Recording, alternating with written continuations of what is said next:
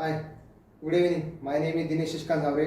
Today we will discuss about the difference between array list and linked list. So before we start the difference between array list and linked list. First we will discuss what is an array list and what is a linked list. Firstly, discuss array list. The array list is a part of collection framework. It is present in the Java util package and provide the use dynamic array in Java. Through it may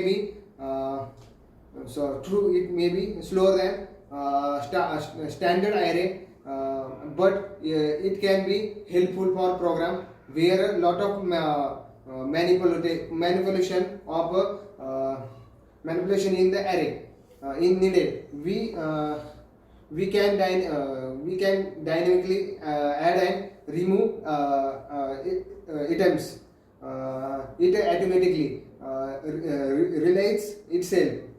Second is a linked list. Linked list is a linear data structure where the elements are not stored in continuous location, and every element is a separate object with a data path and address path. Due to the dynamically and case of insertion and the deletion, they are the prefer over the array. The array list and linked list both implement the list interface and they maintain insertion order. Both are the non-synchronized, but there are the many difference between the array list and linked list. First, array list. Array list internally used to dynamic array in store the element. Linked list. Linked list is internally doubly the linked list to store the element.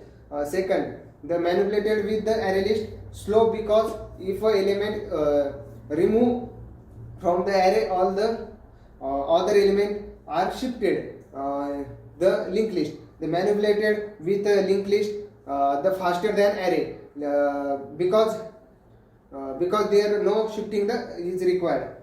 Third, the array list can act as is only because the